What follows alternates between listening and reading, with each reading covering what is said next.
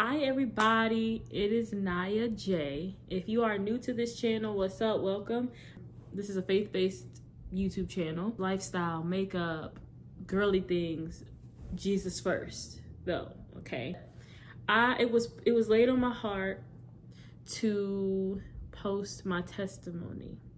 And because I'm a faith-based creator and I don't really talk about my testimony much because it's a deep story. It caused a lot of trauma, so much so that I kind of push it to the back of my head and I kind of don't think about it like that. But I realized I need to post my testimony because I know my testimony is going to help people.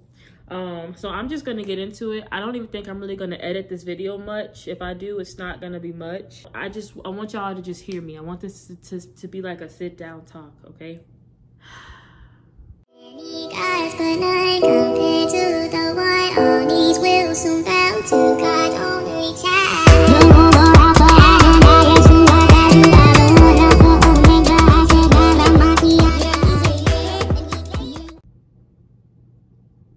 All right.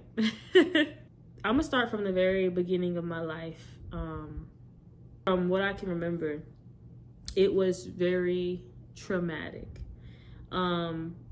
I grew up walking the streets with my mom. My mother had me at 17 years old. She was in high school.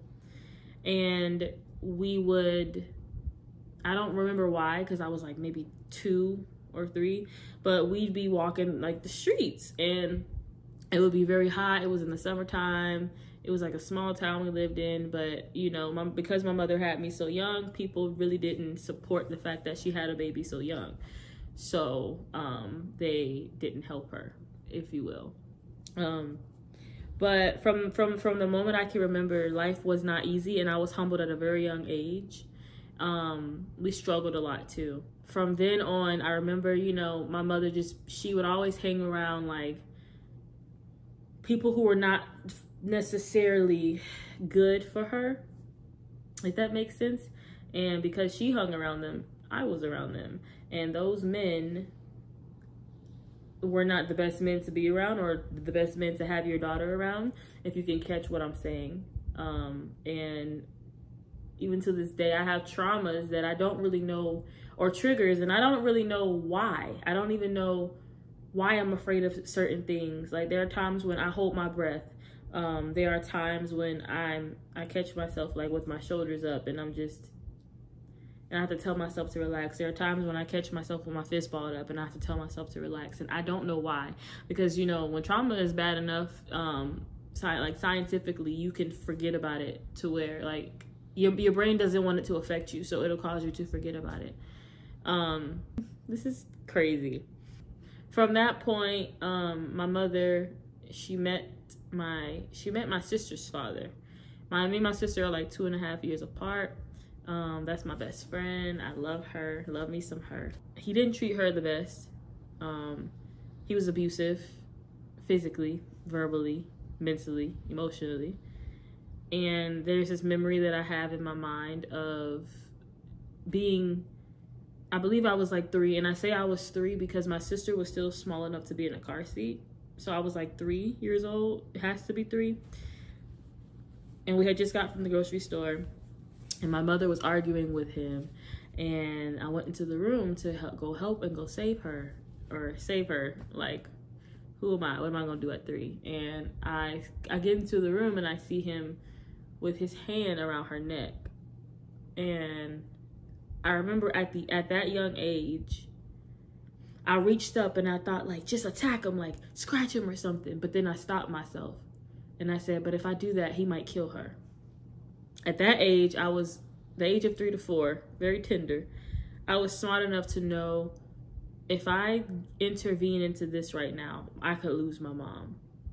And so from then on, I think that's when my brain started to develop, and that's why I was such a smart kid, because I went through so much at such a young age. And I've always had to make decisions that were bigger than me, if that makes sense. So I didn't do anything. I just sat there and I watched her as a tear came down her eye. and she started, like, she couldn't breathe, so she wasn't talking. But I believe she passed out because I came back into the room and she was passed out. Or maybe that was a different time with my stepmom and the same man. Now, I'm not judging because everybody goes through their own stuff, but right is right and wrong is wrong. That man raised me, but right is right and wrong is wrong. And he's the reason why I had such a negative outlook on life or men. And I'm going to get into that in a minute.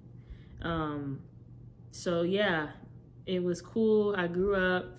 I wasn't raised by my father. I didn't know that I wasn't being raised by my father, but I kind of knew based on the treatment that I was getting, right? So me and my sister have different dads, and every summer we go to our dad's house.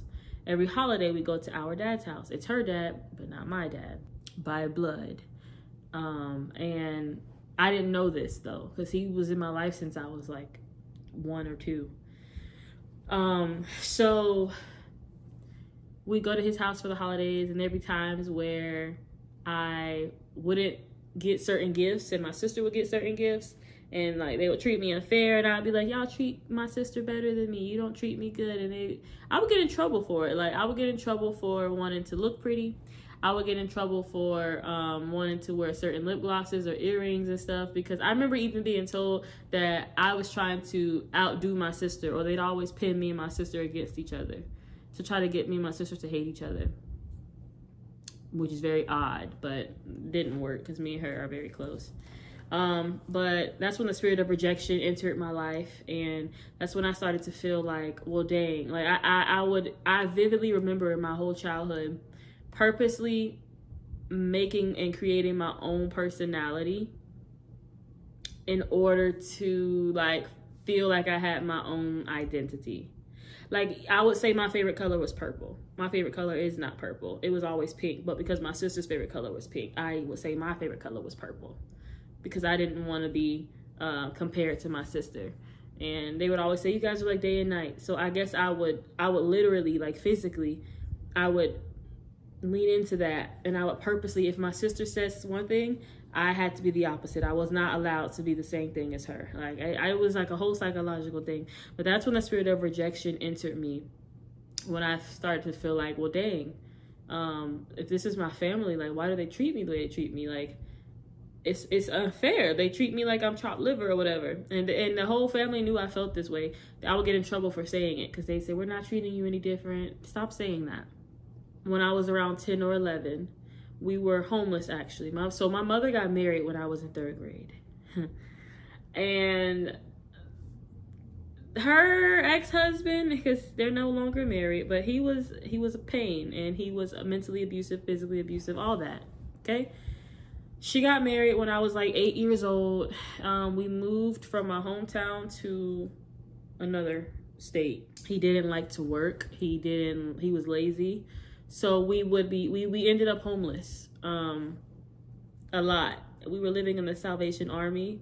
I remember waiting outside in the line with me and my sister, and like, you know, like it was other homeless families there. So it was like other little girls who would talk to us, and we talked to and play with while our parents were waiting and talking. And we were waiting outside. It was like cold outside. I think at this point I was in middle school. So since we were homeless for like 5 to 6 years straight. There'd be moments where we would have a house. There'd be moments where we would move into nice neighborhoods, but then we'd always lose it. And me and my sister got so accustomed to, I got so accustomed to losing our house and losing our place to stay. It got to a point where I would just be like, okay, oh, here it is, another hotel, another deal, another dollar. Like we knew like the back of our hand how to do laundry. We grew, our childhood and our core memories revolve around living in hotels.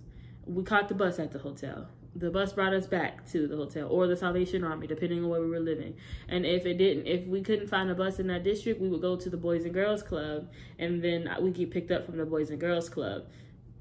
It was a lot. And we had to even ride the short bus. Not because we were slow, but because the other buses didn't come to our district. It didn't drop people off at the Salvation Army. You understand?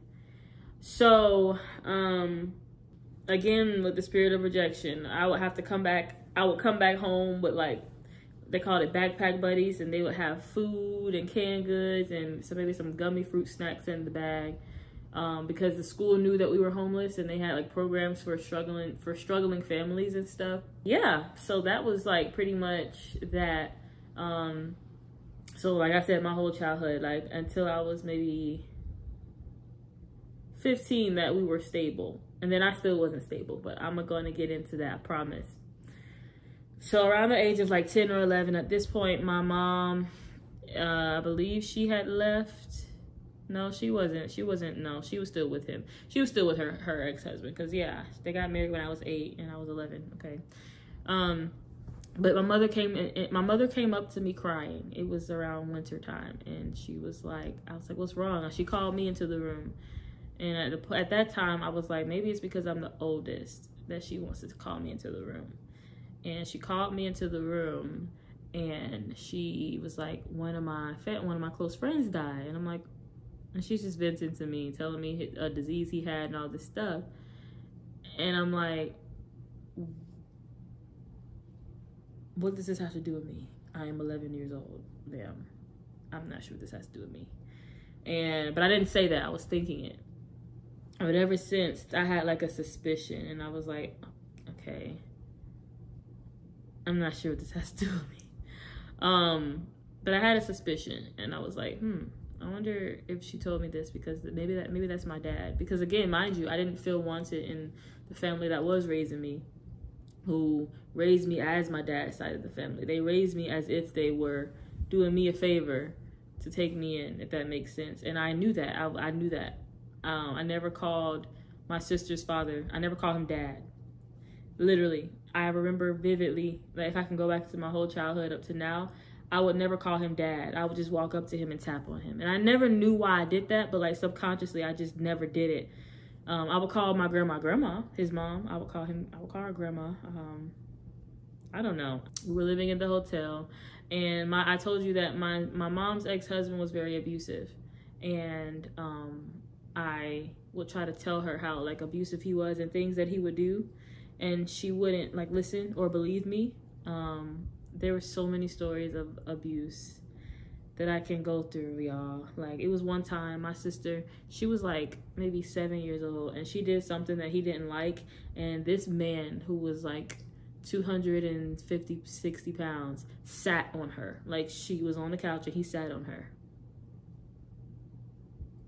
And there was one time that he was mad at her, so he picked her up and like he squeezed her tight. She has asthma, and we all know that my sister has asthma, but she, I guess, wasn't answering his question fast enough, and he got mad at her and he picked her up and he squeezed the air out of her lungs, literally. And then when he dropped her to the floor, she gasped, caught her breath, and my mama was just like, "Now come get your hair done."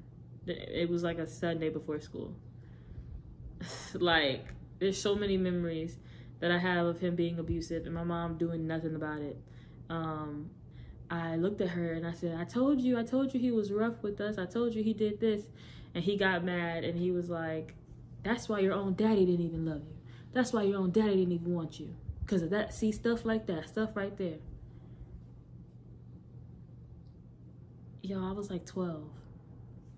Like, what did he mean by that? My mama just ignored it. She ignored it. They went to bed.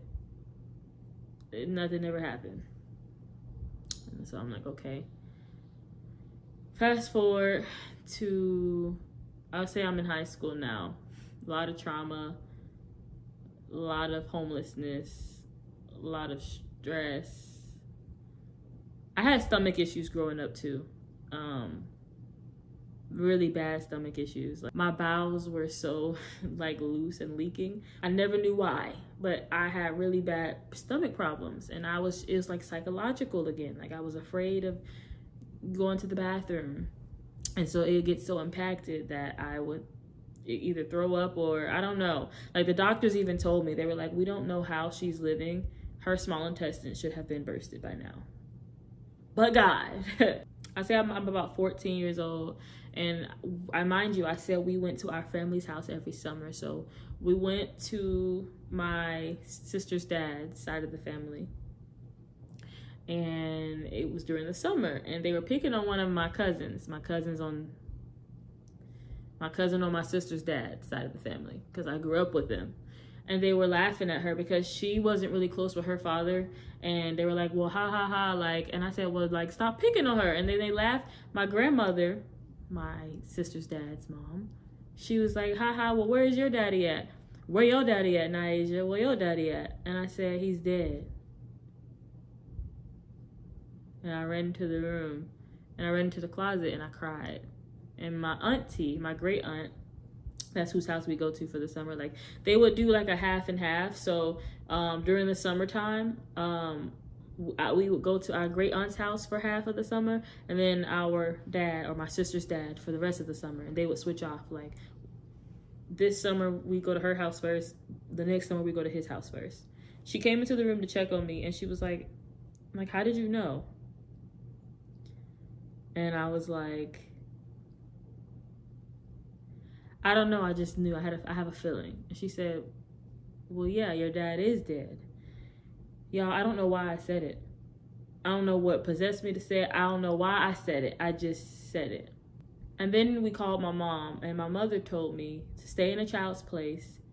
It's not my business. And if I wanted to be an adult, then I can stay over there in Florida. Because it was in Florida. We go to Florida for the summer. She said if I wanted to be in grown folks' business, I can stay in Florida with my aunt because she's not going to be questioned by a child. And I said, but Mama, you didn't make me by yourself. And she was like, I will not be questioned. So I didn't ask her anything else.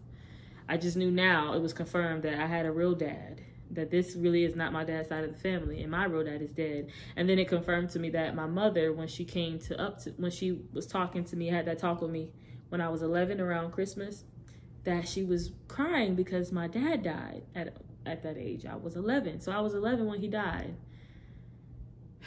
My dad had Crohn's disease. It's like an inflammatory, what do you call those diseases that don't go away?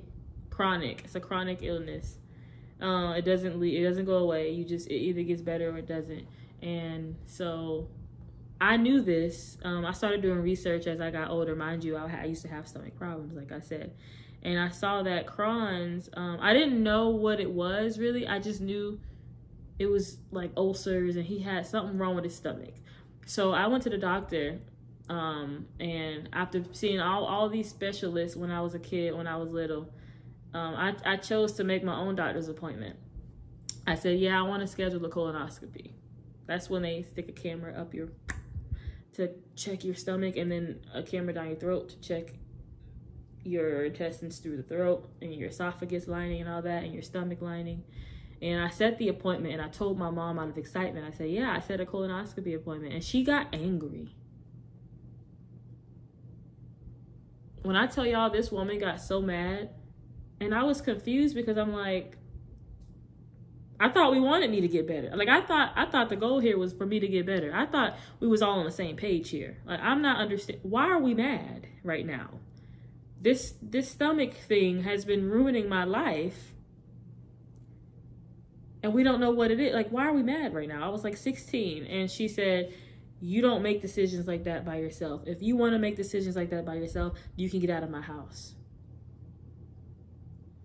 I was like, okay. Because it didn't make any sense. Like, I'm genuinely confused at this point. And I'm like, okay. So I cried, and she's like, suck it up. Suck it up. Don't cry. Suck it up. You're always crying. I was always crying because I'm a very sensitive person, which is why I was mean growing up, because I'm sensitive. Everything hurts my feelings. Mind you, my first fist fight was with my mom. I didn't fight her back. I more so was just pushing her off of me. But my first fight was my mother in front of one of my high schools. Because I went to three different high schools. We moved around a lot. We were homeless, I told you. First fist fight was my mom at 14. She thought that I was with a boy doing things with boys.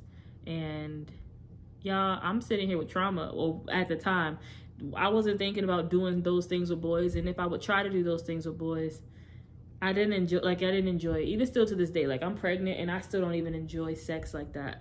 But my mother was she was so sure that I just was with boys. I was just thinking about boys. So she got mad at me one day after school and she punched me. Like, she punched me. My principal was watching. People were watching after school. My mother punched me. And I got fed up and I hit her. Like, I don't know if I hit her or like pushed her off of me. And when I got back in the car, she was, I can't believe you fought me. I can't believe, what did you expect me to do? You just punched me. I'm not understanding. Ma'am. So all this stuff is happening. I'm 16 now. Around the age 15, 16, that's when I started to get into new age spirituality, witchcraft, African spirituality, all these things. Because I'm like, okay, well, like, because I mean, think like at the mindset I'm at, I'm like, okay, well, I'm not about to pray. Like, I'll pray. Like, I know there's a God, but I'm not going to believe in no white Jesus. Like, that was my mindset. Like, I'm not about to pray. I'm not getting on my knees for no white man ever. Like, mass of this. Like, I was ignorant. I was very ignorant. But I started, like, wearing crystals and getting Reiki healings done. And using dragon's blood and manifestations and tarot card readings and past life and twin flames and everything. Y'all, everything you can think of. Everything. I was into everything. Around that time, I started to like do bad in school because I had depression at the time. I remember I would cut my arms for attention. I would get the knife and I cut my arms literally. The marks came back all of a sudden. I don't know why. Like, they say you lose layer of your skin every 7 years, so maybe. Wow, that was almost 6 years ago. I'm old. But yeah, I would cut my arms because it was like a cry for help. Because my mother didn't believe me when I would tell her I was depressed. Oh, I skipped over the colonoscopy story. They didn't find anything. Like, why are we mad that I set my colonoscopy appointment? Why are you mad that my counselor at school wants to have a therapist appointment? Me and my mother have been to therapy and everything. And she would get mad and she would never come back to therapy again. It's like, I don't understand. Like, but anyways, back to... So yeah, I was a witch and I would cut my arms. And I would purposely like be reaching for stuff so that people could see the cuts on my arms.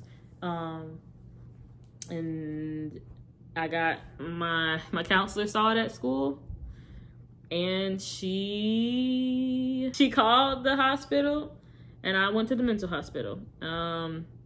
They said that they weren't gonna keep me, but they tricked me because they did. I went to sleep. It was like it's like a mattress on the floor, and everybody has their own room for like the evaluation center. You have to take all your clothes off, put a gown on. They said, "Oh no, we're gonna let you go home." So I went to sleep. I wake up and there's a wheelchair, and they're like, "Yep, sit here. We're gonna keep you." I said, "Keep me?" Y'all told me I can go home.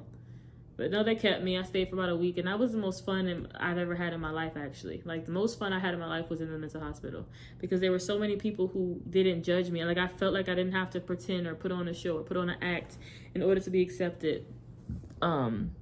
People there, they didn't want me to leave either. It was actually really funny. The nurses hated me because they just hated me because I was so no nonsense. Like, it was this one guy, he had like anger issues, like diagnosed with like rage or whatever or something, or bipolar or something, and he was mad. And so I think they said something to him and he snapped, and they got mad, and they had punishments they would put us in. And if you were too bad, they would put you in like a room with like padded, it was like movies, like a padded little cell thing.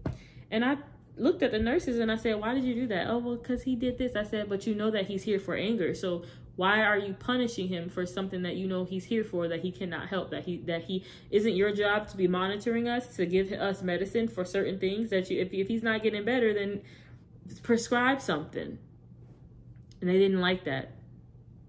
I don't care. Got out of the mental hospital, and then it was this one time I wanted to see what my mama was gonna say, really. And I went into her room. I put the knife under my pillow. And I said, "Mom," I said, I want to kill myself. I'm having suicidal thoughts. And she was like, "Get out of my room before I punch you in the face." I went back into my room and I cried. And the school found out, you know, they were like, well, why do you keep going through this? Like, why is it still a cycle? And they were like, I told them, like, I was like, my mom, she doesn't care. Even in the mental hospital, like, get this, y'all. So when I was in the mental hospital, they were like, yeah, well, we have visitations, because they would allow parents or family to visit you on Wednesdays, I believe. And I said, don't invite my mama because she's not going to come. And they said, well, you're not even trying to get better. You're not even trying to heal. You're not even trying. Like, you have to try. It takes two. I said, I've been trying my whole life. I said, she's not going to come. Don't call her. They called her. They said, well, we already called her. Wednesday approaches. All the families come and all the families visit everybody. And I'm the only one sitting by myself. Spirit of rejection. And then they had another meeting with me the next day, and they were like, we're sorry we didn't listen. I said, I know. I keep trying to tell you. And it's like, it's so hard for people to believe that my mother is the way that she is.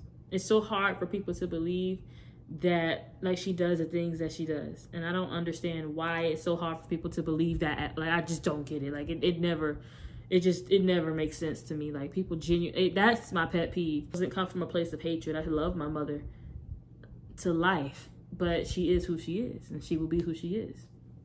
If they took me away from home, they said that it was mental neglect or emotional or medical neglect or something like that along those lines, y'all. I don't know, but I was 17, and I got a call over the intercom, and they were like, Naija, come to the office. And I came to the office, and there was CPS, Child Protective Services, at the front, and I was like, okay. And they were like, yeah, we're taking you. And they took me the same day. I had so much fun. I didn't want to go back home. My mother went to court. She won the case. I came back home. Around this time, me and my mother were not getting along. We've been not getting along. I can do a whole different story time about my mom. I kind of want to put it in here, but I don't. That's a lot. You know, there were times where me and her would get in arguments, and I would cry, and I'd be like, do you even know my favorite color? Like, do you even know that I like to draw? Do you even know anything about me? And she would get mad. And I remember one time we were arguing, and I told her, I said, well, don't say nothing when I make it in life, because I said, I'm not gonna bring you with me. And she took her broom and she hit me at the top of my head with it, and the broom like broke. Yeah, and it was like, y'all, it was not the cheap kind. It was like the metal, plasticky kind. Around this time, my mother told me I need to get on birth control. She forced me on birth control. She thinks I'm with guys. I'm like, Mama, I don't be with guys. I don't want to be on birth control. If you don't get birth control, you got to get out of my house. Eventually, it got to the point where she would threaten me so much with getting out of her house that I ended up finding somewhere to go. She even left. I don't want to say too much because I don't need the feds getting up here. I got kicked out a lot. And the time when I was kicked out and had to like fend for myself, I was like 17. And one of my friends from school, actually, her mom knew of this like place where I could go. Like, they were faith-based, and they took me in, and it was like a home for people ages 16 to 21. We had our own rooms. Like, it was like 4 bedrooms, but each room had 4 bunk beds in it because they were really big rooms. We all had our own corner of the room, and I was living there for a while. The girls there didn't like me. It was some girls. I had friends there, but then a lot of the other girls didn't like me because they liked the boys there, and they were boy crazy, and the boys liked me. Like, I remember it was one guy I was talking to. Then me and him stopped talking because this girl moved into the house. So I said, okay, well, you can have him. And then I started talking to this other guy because he begged me. He was like, I just want to be with you. You got to be with me. And I ended up we were dating or whatever. I had just turned 18. And that same girl who just moved in, she was like, well, who was he? And she was like, oh, that's Naya's boyfriend. They're together. And she got mad. I'm like, but I just gave you the other dude. Like, I'm confused. Why are we mad? Why are we mad? But he was my boyfriend, so I'm not giving you this one. And so she didn't like me. She would say things like, look at her. Like, you don't see how she looked? Like, that's what you want? That's what you want? Like, look at how just look at her. Just look at her. Yeah, I got kicked out of the house. I wasn't even the one bullying, but they kicked me out. Like, apparently she was a favorite. She lived there before and they let her come back. So that was that. I got kicked out of that house. I let one of my aunties know. I'm like, hey, I'm on the street. I don't have anywhere to go. And she contacted my real dad's side of the family. So at 18, I met my real grandma, my blood grandma, because I love my sister's dad's side of the family. They raised me. So, but at 18, I met my dad's mom, the one that my dad that died. I met his mom, and she allowed me to come live with her.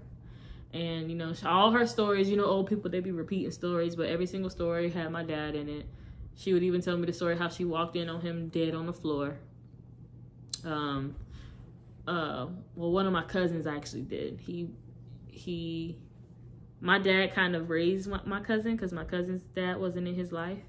So him and my dad were really close. So that kind of caused like a strain in our relationship. Never met him.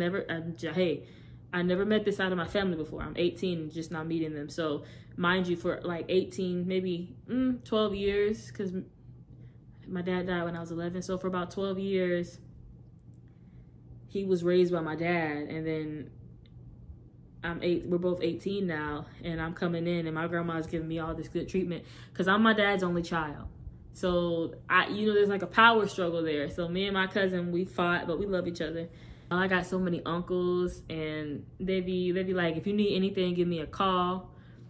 Like, they don't play. Like, they know my dad, and it feels good because it's like, I don't know, I never really had that. But they'd be like, you need anything, give us a call. And if I told my cousin that somebody did something to me to hurt me or something, he'd be on his way.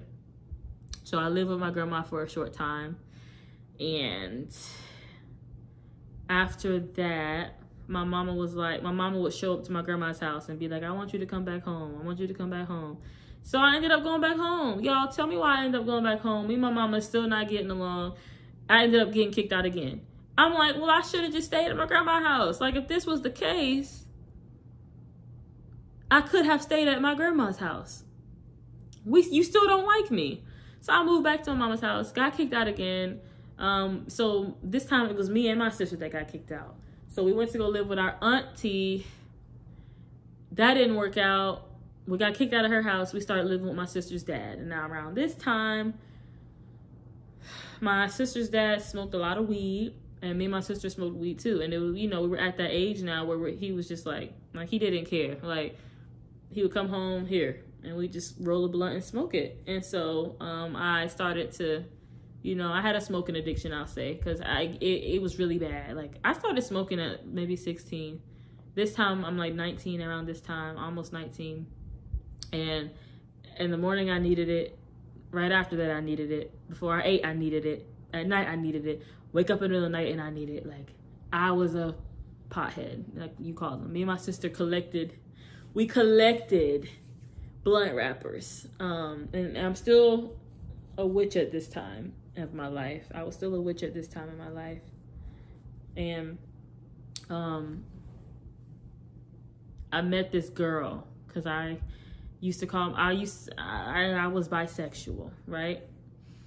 All my life I liked girls. Until now, because glory, Shando, the Lord has delivered me from that. But I used to like girls, and I met this girl. She was like 26 years old, and she, we thought we were twin flames or whatever. And I had just turned 19, and she caught a flight. She came to see me. We got a hotel room together, and that was so toxic. Like, that whole situation was so toxic. It was very toxic, and she would even say things like, oh, well, yeah, my ex-girlfriend was this, and we broke up because she was this, and this, so I had to steal her beauty from her. Like, she would confess, like, I had to steal her beauty. And I was just like, I said, huh. Like, y'all, I don't know how to explain my personality. I'm a jokester. I may have my own issues, but I have common sense. Like, I have discernment, I'll say. I've always had discernment. That ain't hot. That ain't cool. Like, what you mean you stealing beauty? And I'm like, hold on a minute. That was demonic. Now that I know what I know about the spiritual realm and Jesus, demonic. I knew it was bad, but I didn't know how bad it was. And so me and her ended up breaking up or whatever. We were living with her. We were living with my sister's dad. I think my mother wanted us to come back home again or something. I don't remember, y'all. I don't know. I don't even remember what happened after this because I was 19 then and I'm only 22. So that was 3 years. I think we went back to my mom's house. Yeah, we went back to our mom's house. We moved in with her. Oh, yeah, we moved back with our mom. Yeah, I believe. And I had saw Pastor Stephen Furtick on Facebook, and they were talking about baptism. So I ended up signing up for the baptism.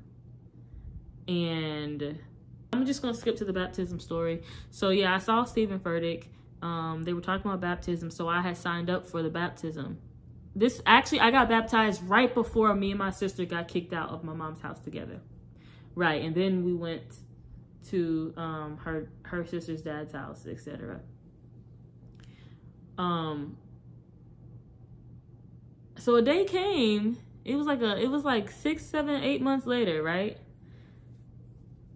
6 to 8 months later, literally. And I get a text on my phone. They're like, "Hey, you signed up for baptism." I said, "I ain't signed up for baptism. What are y'all talking about? What do you mean I signed up for baptism?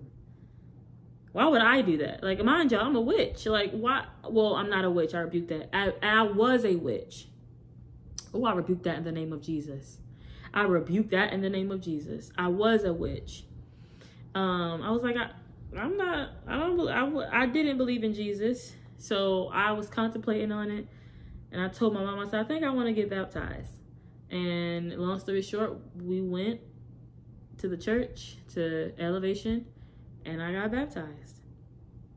And it felt good. I remember saying, like, I feel so at peace. Like, I feel so at peace that if somebody were to come and slap me in my face, I would say, God bless you. I was still like dabbling in New Age and stuff. I was trying to like stop doing it, but I was still dabbling in it. Like I was learning that it was wrong, but I was still doing it. And I don't remember. Wow, maybe that's how traumatic it was. I believe, yeah, we were living at my mom's new house. She moved into a new house. It's a big house now. I'm proud of her after all we've been through. And I had just started ministry. That's what it was. So I made a TikTok account. And I posted this video called Big Sister Diaries. And I went to sleep, woke up, and it had over 11,000 likes, 10,000 likes. And that was the first time I had a video that went viral. So I kept feeding into that. I'm like, okay, this is viral. And I was smart. So I kept, and I grew my page up to like 50,000 followers. And then I found Christian TikTok. And honestly, that was the best and worst decision, like best and worst thing or time of my life, seriously. Because at the time, and I'm gonna explain why. So I found Christian TikTok, and it was these people who would go live. And I joined one of the lives with them.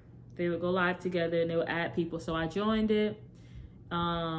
We ended up building a bond or whatever, and the guy that was on the live with her. So the girl's TikTok, her name was Persia, and the guy's name is David. I'm saying names simply just so I can, because this is gonna get confusing. But I joined the lives, and we were friends. It was all good. We were cool, calm, and collected. David ended up saying that he wanted to start a ministry, and we started the ministry. Well, we started building towards the ministry, and Persia no longer was a part of it. I didn't know why. Still to this day, I believe that David has something to do with me and Persia not being friends. I don't know. But yeah, so we started a ministry called Renewal Revival. That was the name of the ministry. Y'all, I built the website for this ministry. I made the flyers. I made the email. I made everything, y'all. Like I did everything because I'm thinking this is genuinely ministry. Like I made everything for this ministry. They did nothing. Everybody ended up leaving. It was just me, David, and a few other people. So I called David my spiritual father at the time, and I ended up moving to Ohio, and because I'm thinking, oh, it's gonna be a ministry house. It wasn't just me; it was a bunch of other people who were supposed to be there too. boys and girls, men and women of God. And I moved to Ohio, and at first it's just me. I'm like, okay. And then another girl comes. Her name is Anyeka. She comes, and she was like, we were cool. Like, that was my ace boom cool. We were, you know, she's like an African girl. She's a pretty girl.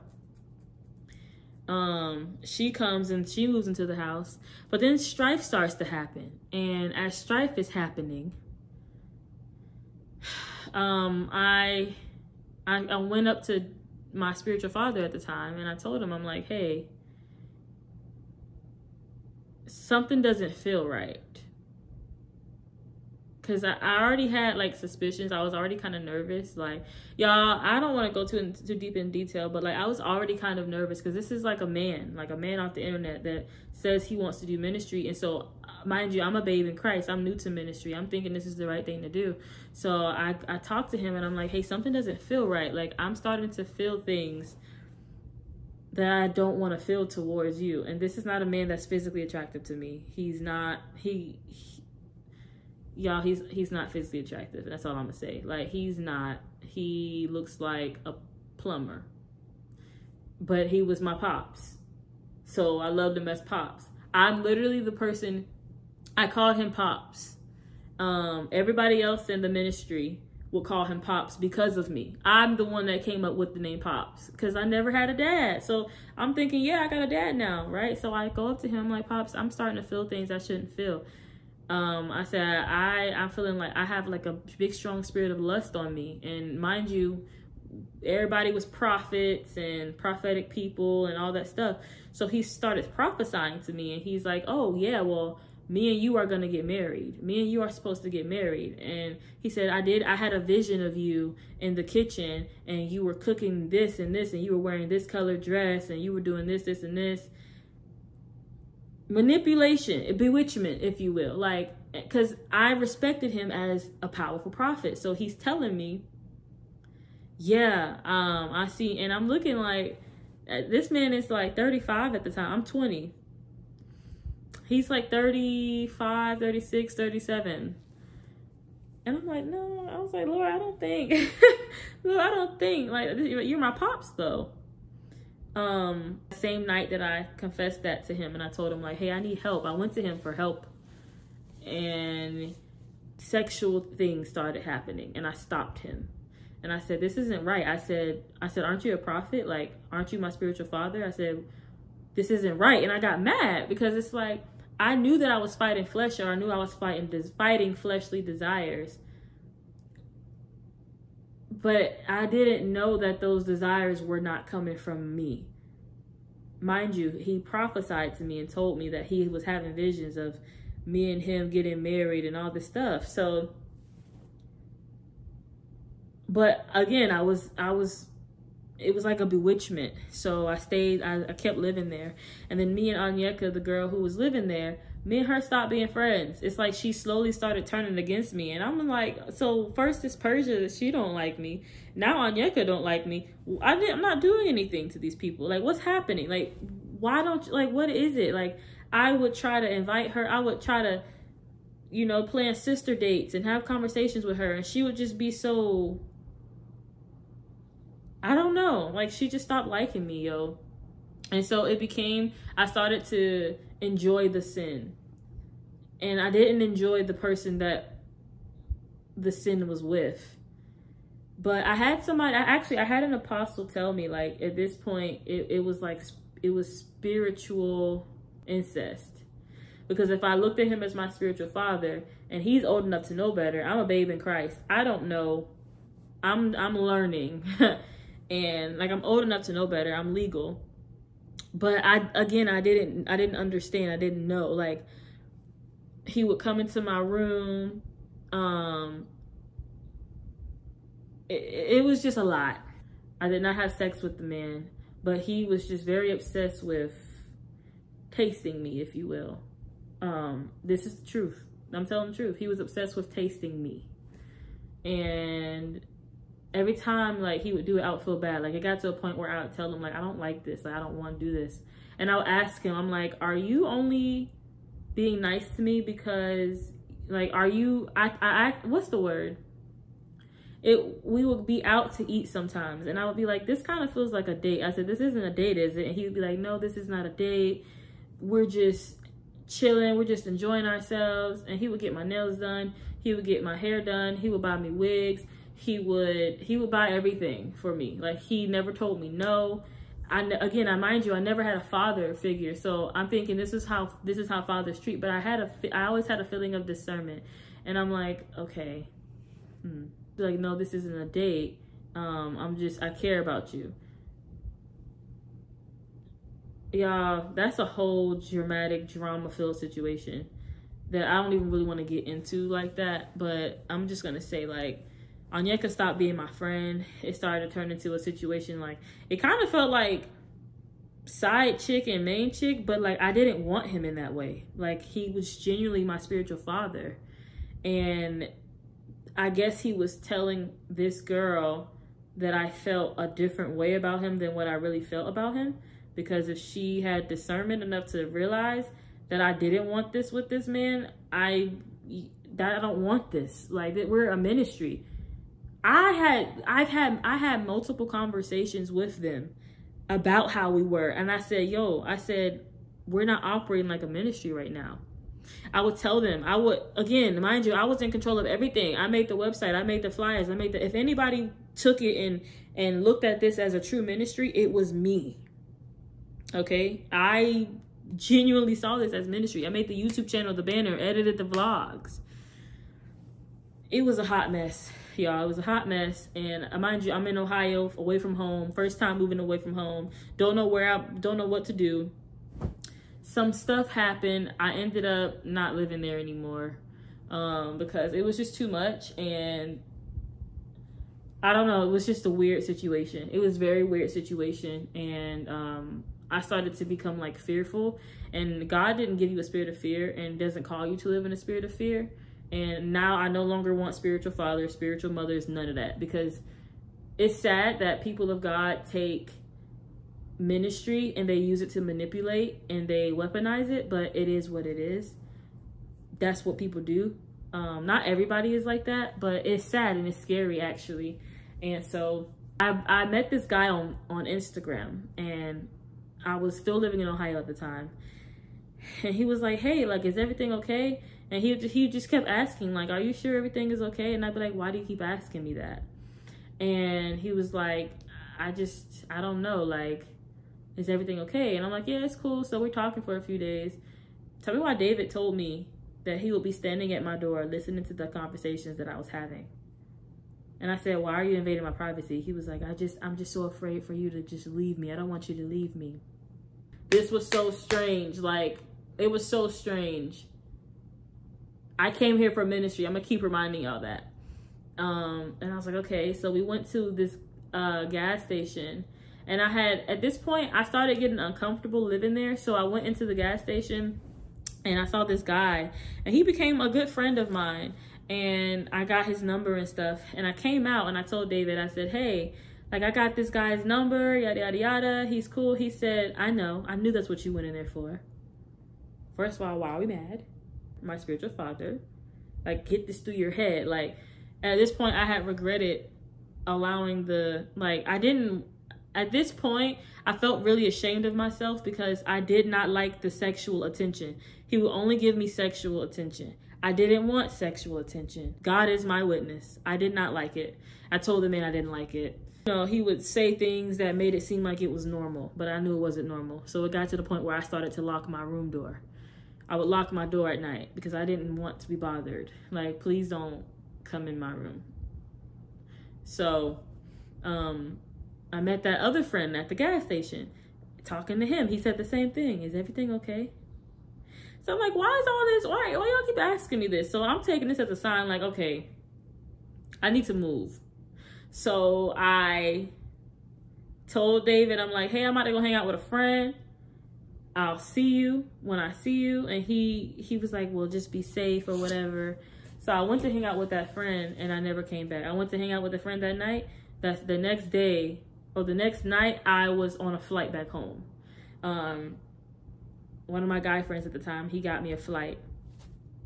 I got a flight back home to South Carolina, and that was that. I started talking to the guy that rescued me. At this point, y'all, I done been through so much and so many traumatic experiences in my life. I'm like, it is what it is.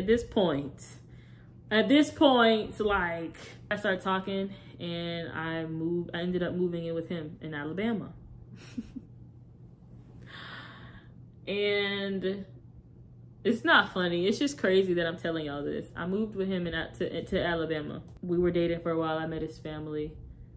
His grandfather was I don't know the title, but he basically he was an assistant for his grandfather at the church. I ended up moving in with this guy. He took my virginity.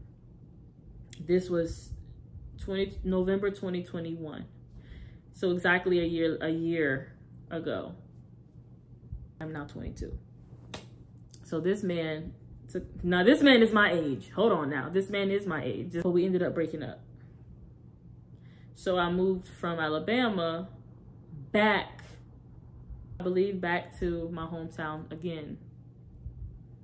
And after I moved back to my hometown again, I believe I was staying with my mom.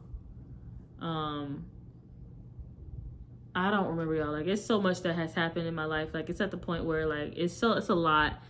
After Alabama, I believe I went back to my hometown. Had to be, because I don't know where else I would have went. I got an invite to speak at my first women's conference, and I was mentoring at the time. Like, I started doing Christian mentorship about a year ago, and because I was on fire. Like, I was on fire for ministry. I was on fire for God. I got invited to speak at my first women's conference, and it was an amazing experience. It was an amazing experience. I had so much fun, and I was so used to not being at home. I didn't want to go back home. So one of my mentees, I had mentees of all ages. I had a mentee that was 17. I had mentees that were 25 or 20 something, 27. I had a mentee that was 30, in their 30s, I believe, like 31. I even had a mentee that was like in their 50s. And you know, I do homework assignments and all that. I was really enjoying being a Christian mentor. I ended up, now mind y'all, there was a bunch of open doors at this point. I just had a girlfriend. After being baptized, I was still doing witchcraft. Got out of witchcraft, joined a ministry, had a spiritual father. Spiritual father started to have a sexual liking to me. I was being manipulated. So sexual things happened a few times, maybe as many I can count on like this hand. So at that point, now there's an open door of lust, an open door of sexual immorality, an open door because this man was married. He said he was separated, but now I understand covenant. This man was married. It's so much that happened, y'all. Like,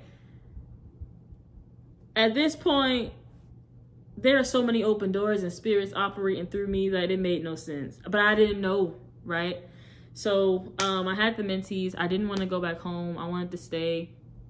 I wanted to stay where I was. One of my mentees lived in New Orleans.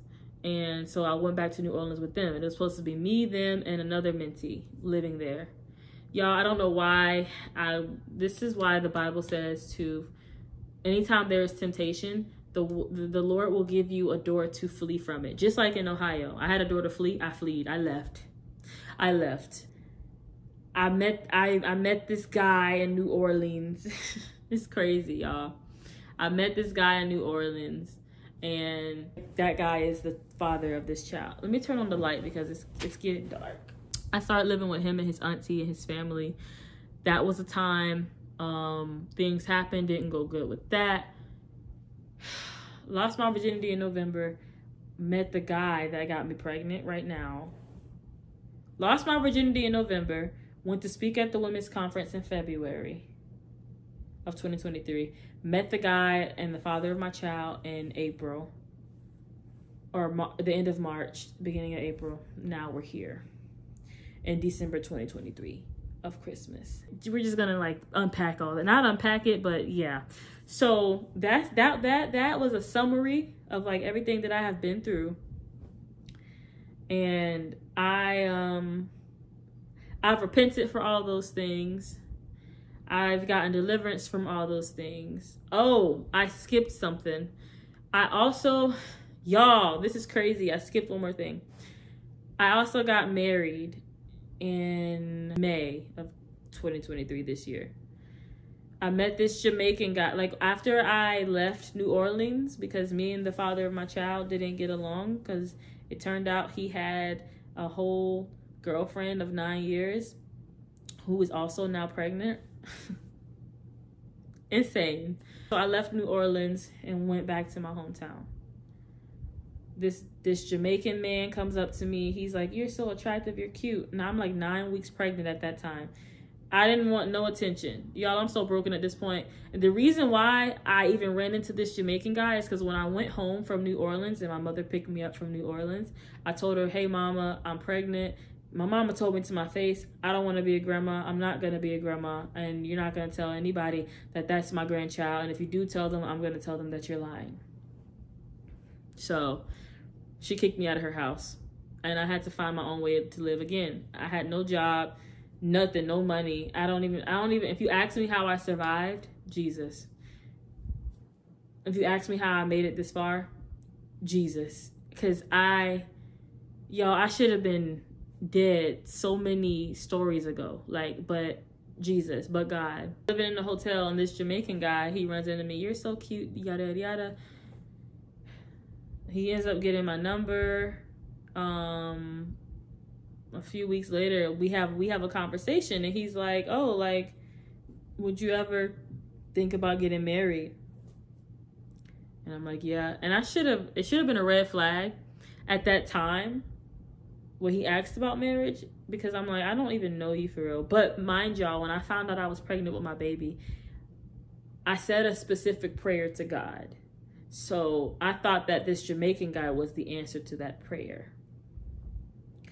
And the enemy can send counterfeits.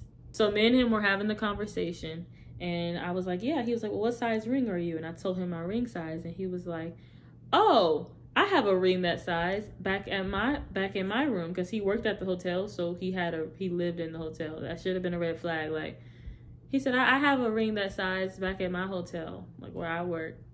And I said, "Okay." I said, "Nah, I doubt that." And he said, "I do." 2 days later, this man brings the ring, and he gets on his knee and he proposes. I told him no. He proposed again. I told him no.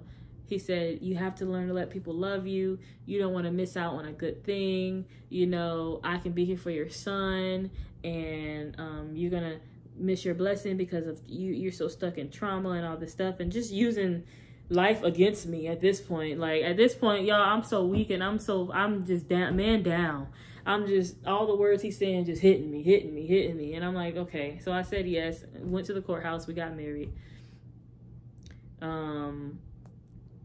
Has not been good. He was talking to other women since the day I signed the papers. It's not good. It hasn't been good. He doesn't believe in Jesus. He doesn't pray the way I pray. He's a Freemason. He's never sent me any money. He's never supported me. Mind you, this guy married me now, so I have a right to say this. Like, he never sent me no money. Me and him never lived together. And I'll ask him, like, "Well, can I come live with you? Like, at your hotel room? Like, we can get a suite and we can save up money and we can live here." And he'd be like, "No, you can't come live here. My manager. I don't want any problems with my manager." I'm like, "Why would there be problems with your manager? We're legally married." And he would never explain to me why. So then me and my brother in Christ wanted to go see Prophet Lovey recently. And he invited me to see Prophet Lovey. I went. Prophet Lovey his church is in LA. So we drove to California. Mind you, at the time I was homeless. I don't have nothing to lose. So I went, and I asked my husband at the time. Well, we're separated, but we're working towards that divorce, y'all. As soon as God blesses me, as soon as God does it, We've been separated since June. Because that's when I went to LA in June. I went to California in June. And I was like, hey, you want to come with me? This man gets out of the car 2 hours into the car ride. And he's like, no, my grandma just told me that this is a journey for just you and your friend. So you and him go. I'm going to stay back. I'm going to stay here. Why? We're married, right? So at that point, I'm like, I just want a divorce. Like, I can't. Like, I was a mistake even doing this. Like, but you use my weakness and vulnerability against me again. I got tired of this being my narrative too, y'all. But he did. Me and my friend, we went to LA. I was sleeping in the car. I was from 2, 3, 4, 5 months pregnant. Maybe 2, 3, 4.5 months pregnant. We were sleeping in the car. And I found doctors there or whatever, got ultrasounds done. I was like, Lord, I can't do this. I can't continue to sleep in this car. So the Lord blessed me. I'm not going to tell y'all where I am, but right now, currently, I'm living back at my hometown in an apartment that I don't have to pay for. For the next 3 months of my life, I have nothing to worry about. I honestly have nothing to worry about for the rest of my life. But I'm saying, like, in terms of how long I'm allowed to be here. And I'm here by myself. I can be here for 3 months without having to pay anything. So that gives me time to, like, you know, build platforms, to have my baby, to, you know, make money, raise money, to help myself get out of this hole that I fell into and didn't even realize it. And I want to say, y'all, like, this is why I don't judge. Because you don't realize the hole or the situations that you fall into in life or put yourself into in life until you are in them. And I'm so thankful that God has kept me through all of this, because I've been through so much.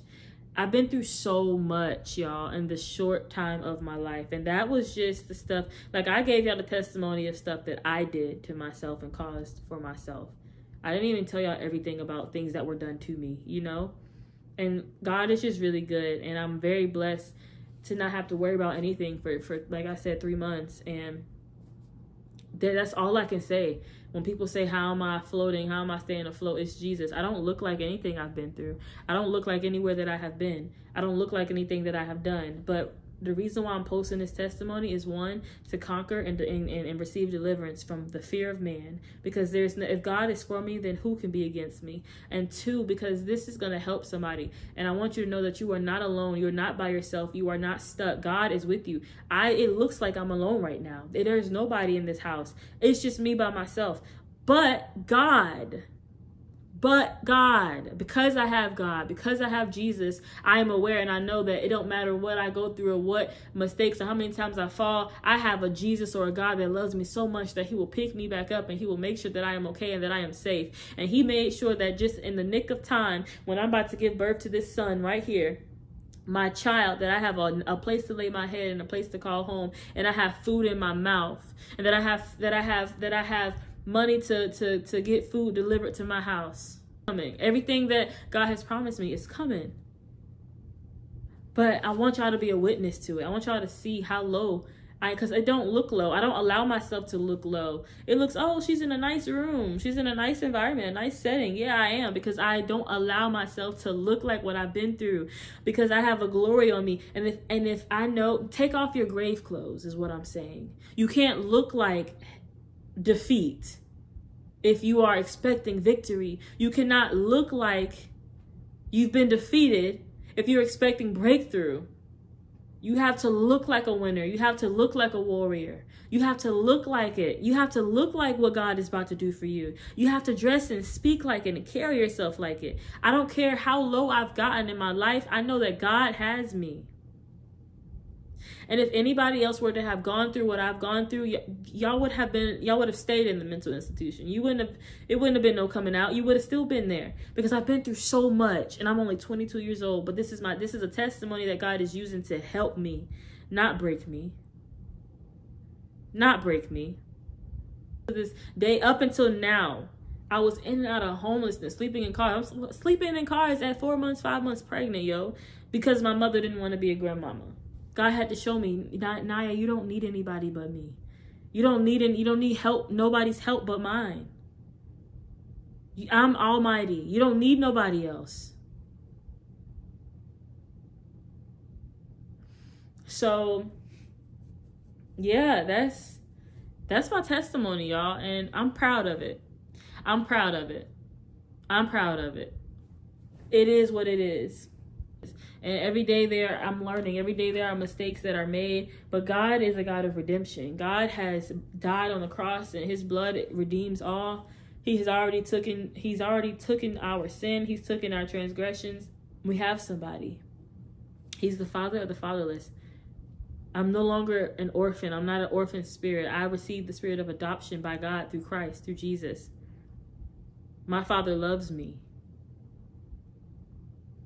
And I'm going to sit in this. And I'm going to be comfortable in my Father loves me. I believe God gave me this baby to sit me down. He gave me this baby because if I would have kept going on the route that I was going, I would have not, I don't know where I would be. Probably dead. My mother has been telling me that since I was a child. My aunties have been telling me. My mama told me I was going to die at a young age. My auntie, my mama's sister told me that, oh, I don't even know why you're talking because you should be dead. And she stopped herself. The people closest to you can be your worst enemies, no matter how much you love them, no matter how much you care about them, but God. I love you and I love them, but God. I love them from afar.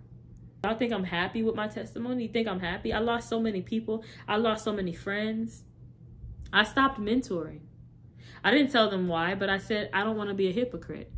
I can't be a Christian mentor if I'm not living like what I'm telling y'all to live by. If I'm not practicing what I preach, I don't believe in that. I don't believe in just stealing money from people.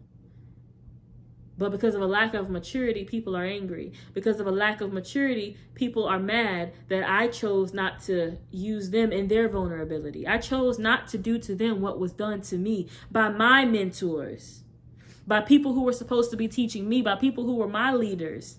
Because that's the only way, that's the only thing I was taught. I wasn't taught how to be a leader by my mom. I wasn't taught how to be a leader by a dad because I didn't have one. I was not taught how to be a leader. I'm learning how to be a leader by messing up. God is teaching me. I will not do to others what was done to me. I will not abuse them in a vulnerable state.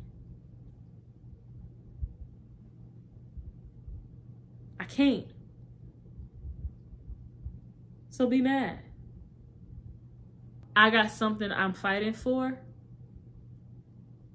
Now, just wait. You'll see. But God. Don't give up. Don't give up. I'm talking homeless to the point where the only meals I could eat when we were living in California, I had to go to this church, this food bank, and they would cook dinner every Wednesday and Sunday. Going to Panera Bread to warm up frozen dinners that I got from my food stamp card. Even to this day, I'm surviving off of state benefits for me and my baby. I only get $810 to survive off of a month.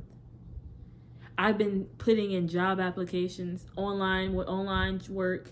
I've been putting in physical applications, not now, but before I was this big, online applications. I've been doing everything, and it's not even a denial. They just won't respond. And God said, because I'm sitting you down, I need to teach you something. I need for people to understand that what's about to happen in your life was me. So God sat me down. I'm awake.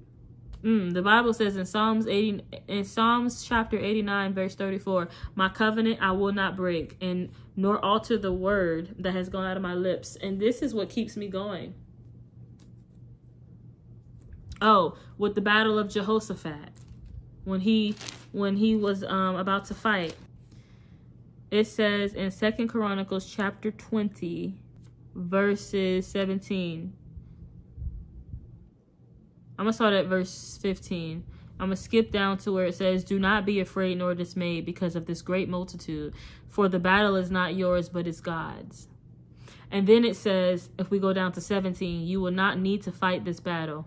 Position yourself, stand still, and see that the salvation of the Lord who is with you, O Judah and Jerusalem. And you know what's funny? My baby's name is Judah, and I have a single out called Jerusalem Savior. So it's funny how God talks to you. But I'm going to sit here. That's my instructions. The Lord told me, this ain't your battle. Sit here. And you just praise me in the middle. I truly believe that in the next 3 months of my life, I'm going to get back on this video, and my story is going to be a whole different one. And we all going to praise and shout together. And you can join it in your own walk with Christ too. We're going to praise together. So give God glory. If I can, you can. If I can do it, you can do it. If I can give God glory, you can give God glory. And I'm going to have a healthy baby. I'm going to have a healthy baby. I'm going to raise a healthy baby.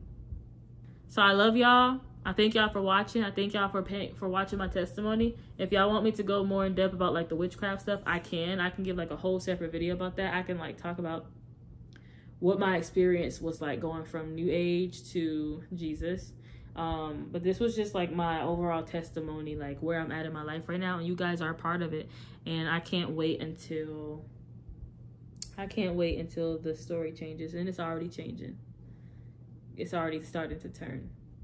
So educate so that we don't generate more lost generations. I love y'all, and God loves y'all so much more. Peace.